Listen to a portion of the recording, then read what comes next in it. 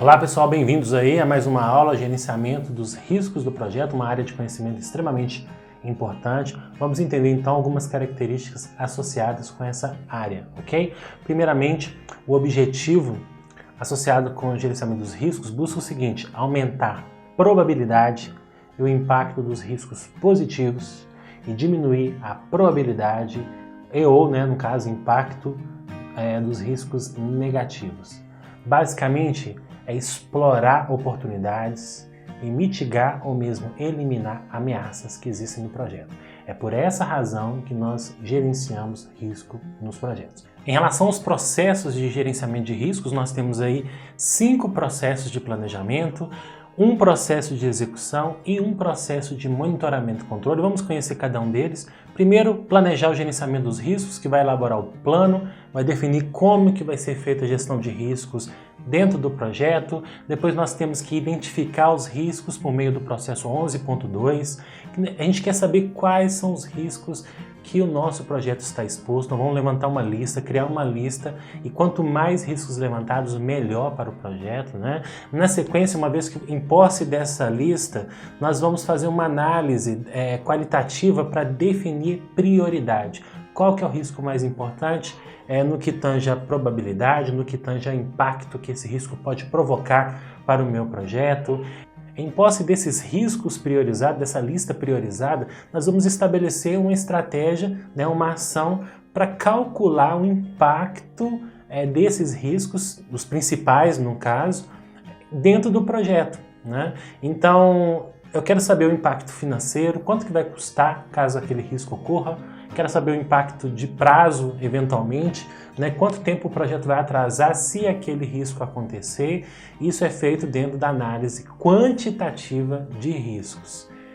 Feito tudo isso, essa análise qualitativa, quantitativa, a gente parte para o processo seguinte, que é planejar as respostas aos riscos. Basicamente, eu quero ter uma ação pré-determinada se aquele risco acontecer. Essa ação possibilita a gente agir rápido para resolver o problema, para conter o problema de maneira mais rápida possível. Existem duas maneiras, basicamente, da gente poder fazer esse trabalho de resposta aos riscos. Primeiro, é um trabalho de contenção, que é feito antes do risco acontecer. Por exemplo, se você dá treinamento para a sua equipe, a equipe está mais preparada, logo você reduz a probabilidade de eventos de risco acontecer no seu projeto.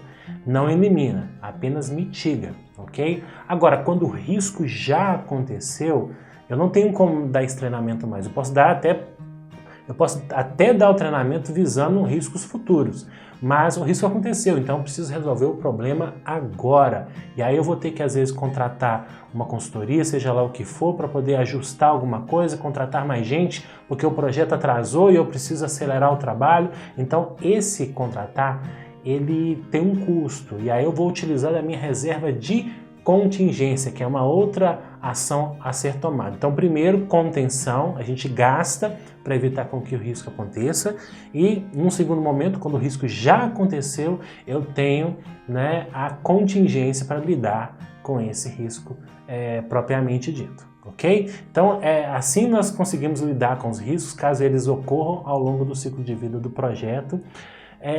Isso é feito, esse processo de implementação é feito durante a execução, por isso que foi criado o processo implementar respostas aos riscos. É o momento que aconteceu um risco, vamos implementar aquela resposta para a gente poder tomar uma ação. E no último processo, que é monitorar os riscos do projeto, eu quero saber que riscos que aconteceram, quais riscos não aconteceram, se surgiram novos riscos, se ações foram tomadas e quais ações, se elas foram efetivas. Nós registramos tudo isso por meio do monitoramento de riscos e vamos gerando ali ativos de processos e informações importantes que vão cada vez mais proteger o projeto contra ameaças, né? E trazer oportunidades para o projeto no que tange a ganhos de eficiência, de eficácia, em relação à gestão do cronograma, em relação à gestão do custo do projeto, da qualidade, da satisfação do cliente. Esse é o nosso propósito quando a gente se propõe a gerenciar riscos, e nós vamos, à medida que nós vamos avançando no curso, nós vamos aprofundando em cada um desses conceitos. Outra informação importante que eu quero compartilhar com vocês se relaciona com esse gráfico que está apresentado na tela, representando, no caso, a nossa exposição de risco ao longo do ciclo de vida do projeto. Percebam, por exemplo, que dentro desse gráfico, quando a gente começa um projeto nas fases iniciais, o risco ele é alto, né? Porque as incertezas são altas no caso. A gente conhece pouco do projeto, principalmente em se tratando de projetos que utilizam de metodologias ágeis, né? A gente tem pouca informação, pouco conhecimento, mas à medida que a gente vai avançando no projeto, esses riscos tendem a reduzir, mas nunca acabam. Riscos existem ao longo de todo o ciclo de vida do projeto, do primeiro dia até o último. A diferença é que o primeiro dia é muito e à medida que a gente vai avançando, vai reduzindo, porque riscos que poderiam acontecer não vão acontecer mais, porque é só em determinado momento que poderia acontecer, e também porque eu vou ganhando expertise, conhecimento e reduzindo a incerteza do meu projeto. O risco só vai acabar quando o projeto finalizar, o cliente aceitar todas as entregas e o projeto for considerado concluído. Aí não tem nem como acontecer mais risco, no caso, em relação ao projeto especificamente, ok?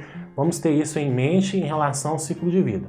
Por outro lado, se você pensar em custo de mudanças, assim como apresentado no nosso gráfico, o custo de mudança ele é baixo nas fases iniciais do projeto e ele tende a aumentar à medida que o projeto avança. Num projeto de construção, por exemplo, mudar algo na planta é menos oneroso do que ter que derrubar uma parede, por exemplo.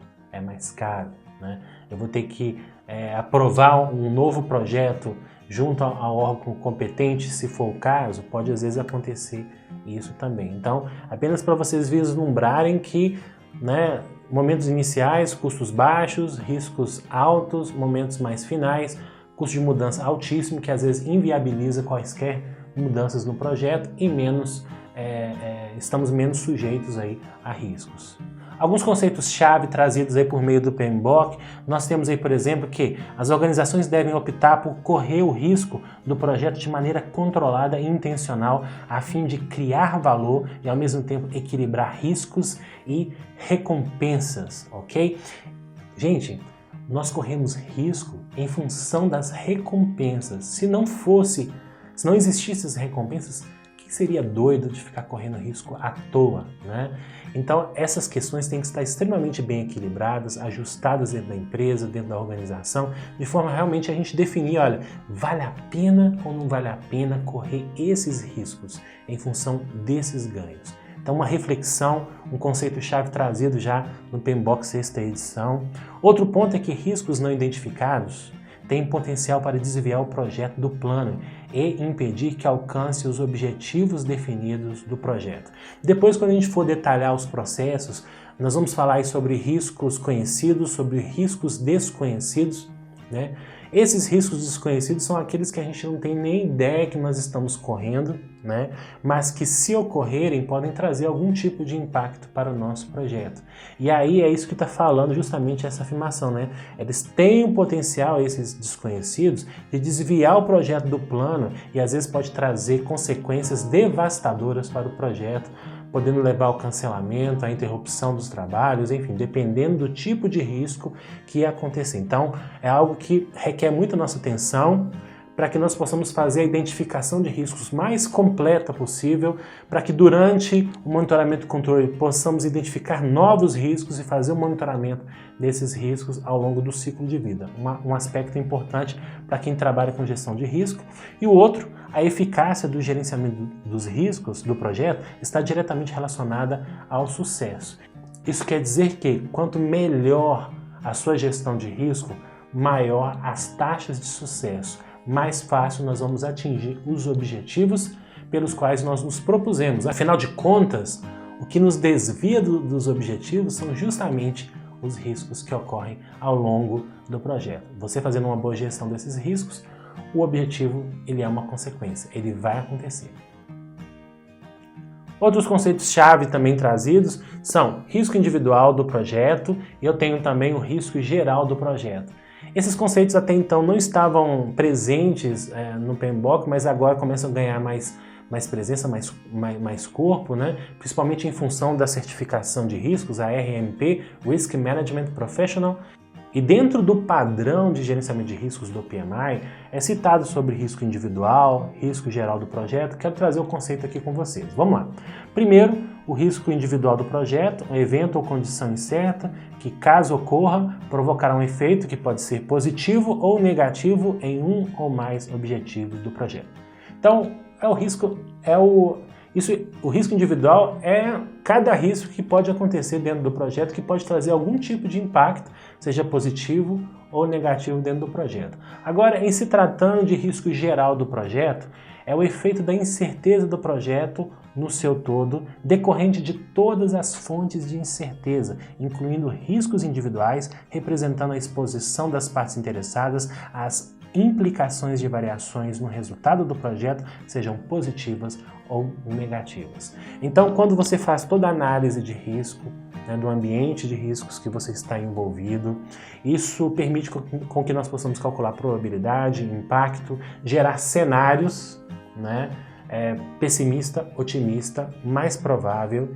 E quando você roda, por exemplo, uma técnica de Monte Carlo, essa técnica possibilita te dar um valor, uma referência sobre a sua taxa de sucesso com base nos dados que você está entrando, com base nas informações que você tem disponível do projeto. É possível, por exemplo, inferir que num determinado projeto existe 70% de chance do cronograma ser cumprido dentro do prazo.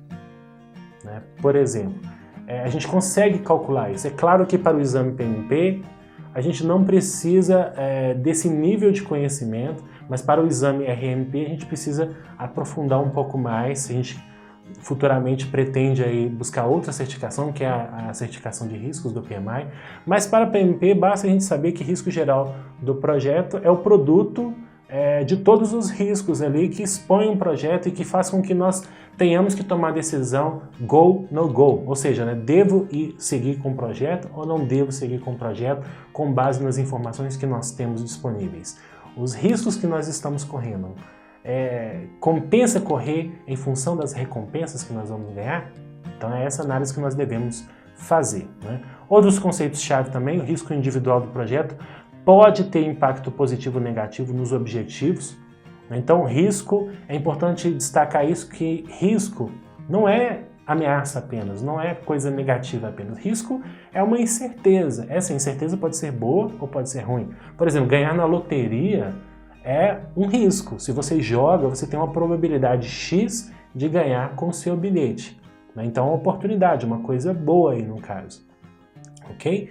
Agora, em relação ao risco geral do projeto, ele visa manter a exposição aos riscos do projeto dentro de uma faixa aceitável. O que é tolerável, o que é aceito em relação a riscos? Eu devo investir mais recursos para poder proteger o projeto? Devo contratar seguro para poder proteger o projeto em algum aspecto? Então isso é considerado, E aí buscamos reduzir fontes de variação negativa, promover fontes de variação positiva e maximizando a probabilidade de alcançar os objetivos gerais do projeto. Esse é o nosso propósito aqui. Outra informação também importante que para gerenciar os riscos de modo efetivo em determinado projeto, a equipe do projeto precisa conhecer qual nível de exposição ao risco é aceitável para a realização dos objetivos do projeto. E como que a gente conhece isso? Perguntando às partes interessadas, conversando com elas, buscando saber qual que é o perfil dessas partes interessadas. Depois eu vou abordar isso, mas rapidamente, eu tenho pessoas avessas a riscos, eu tenho pessoas neutras em relação a riscos, que fazem mais um cálculo matemático, eu tenho pessoas propensas a correr riscos, né? Então aquelas que são mais propensas, elas aceitam mais desafios, aceitam correr mais riscos, porque correndo mais riscos, elas têm mais recompensas. Então, conhecendo essas partes interessadas, trazendo informações, dialogando, a gente vai chegando num valor aceitável e aí sim descobrimos se o projeto pode ser viável ou não, pelo menos do ponto de vista de riscos.